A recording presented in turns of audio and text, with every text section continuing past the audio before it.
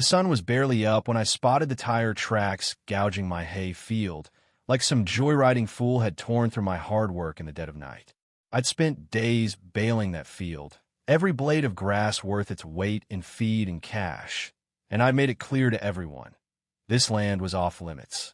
Everyone, that is, except Linda Hawthorne, the HOA president who strutted around like she owned the whole county. My name's Ethan Caldwell, and this is the story of how one woman's arrogance and a tank of liquid fertilizer turned my quiet farm life into a battle that'd have the whole neighborhood talking.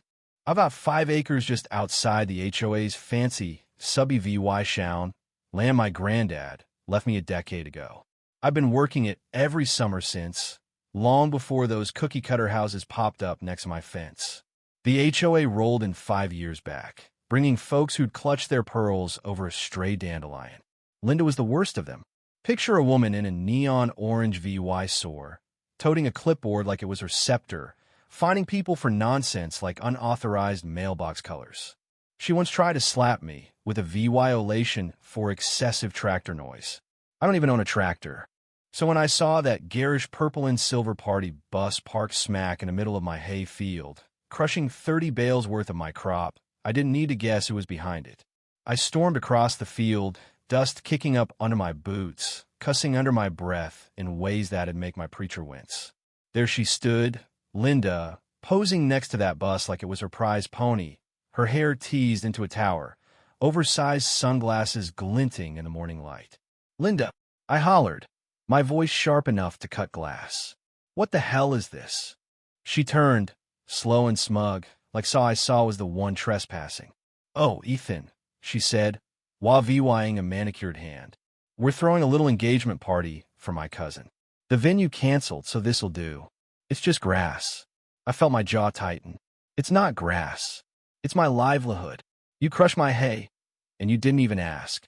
She smirked, tapping her clipboard. "I'm HOA president. I don't need to ask. This land's adjacent to the community emergency use rights. It's in the bylaws." That was pure hogwash, and I told her so. "This is my land, deeded and recorded long before your HOA existed." She shrugged, like my words were flies to swat away. "I'll file a variance. The girls arrive in an hour.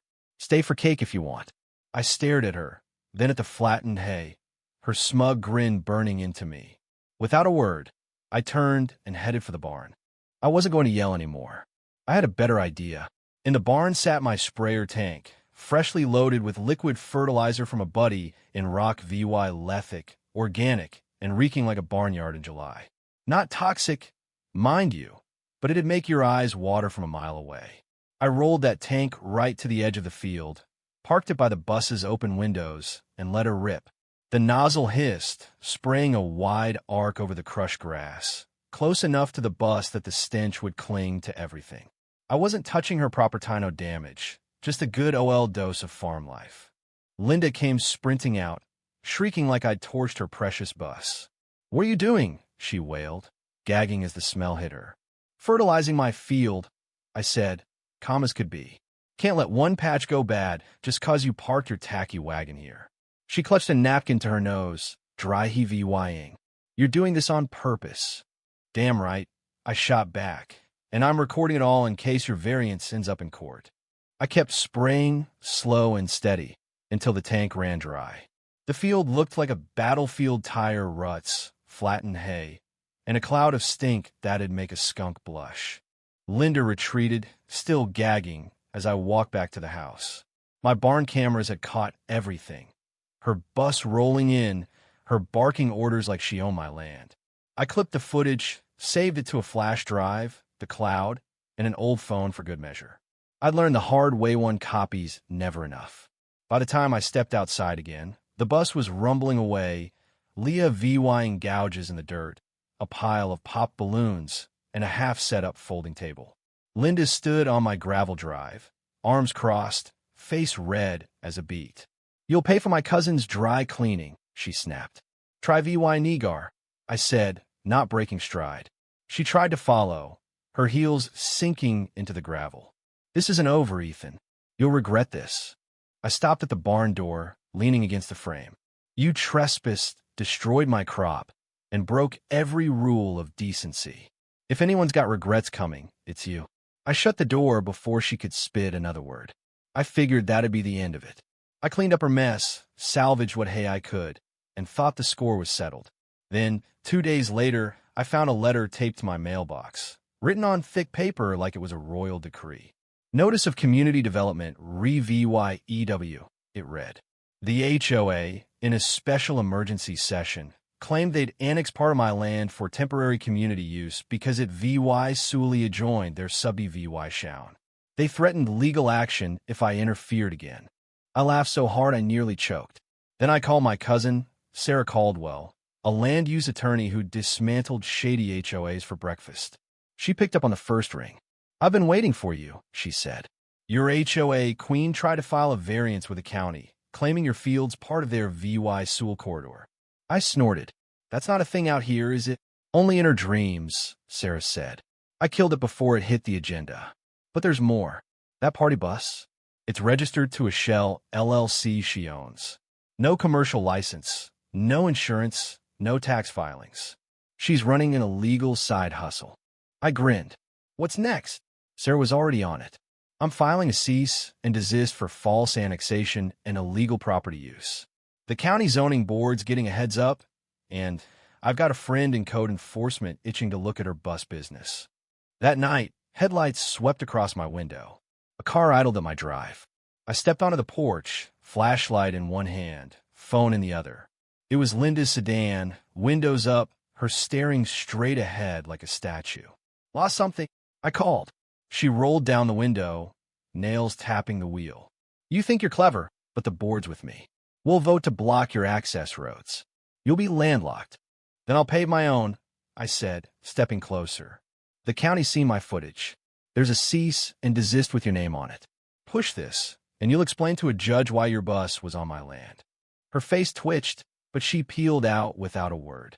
The next morning, a county letter confirmed the annexation was denied, and the HOA was under investigation for fraudulent zoning requests. Things started unraveling fast. County officials showed up, clipboards in hand, inspecting the HOA clubhouse where Linda held court.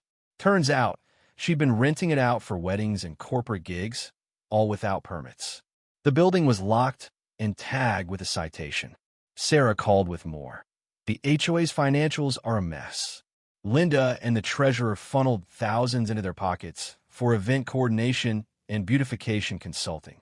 It's flat out illegal. By dawn the next day, MOVYing truck was at Linda's house. She stood in the driveway, barking orders as movers hauled boxes. Her orange VY soared nowhere in sight. The neighborhood buzzed. A new board election was called, and Linda's name was conspicuously absent. An Army vet named Mike, who lived near the clubhouse, stopped by with bourbon. "You did us a favor," he said. "I just fertilized my field," I replied, and he laughed. The air felt lighter. Neighbors started chatting over fences, bringing pies as peace offerings. But the real twist came when a county SUV pulled up. Detective Rachel Torres stepped out, badge glinting. "You Ethan Caldwell?" she asked. I nodded. "We're investigating embezzlement tied to your HOA and 2 others. Overdue lost $70,000 in fake vendor payments, all linked to a trust owned by Linda Hawthorne." I whistled low. "She set up a whole operation?" "At scale," Rachel said. "Fake landscaping companies, consulting firms, all funneling cash to her.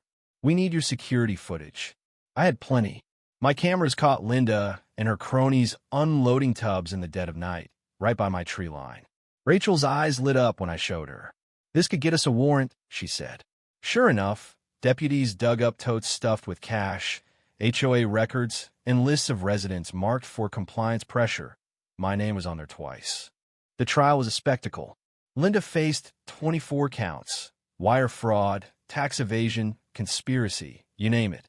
Her own recordings sank her one where she laughed about milking the sheep before they caught on. The jury took 4 hours. Guilty on all counts. 12 years, parole at 7, and a lifetime ban from HOA boards. The neighborhood threw a quiet cookout after. No speeches, just relief. Mike, now on the new board, asked, "What if you hadn't sprayed that fertilizer?" I handed him a burger. Sometimes justice starts with a hose and a tank of cow crap.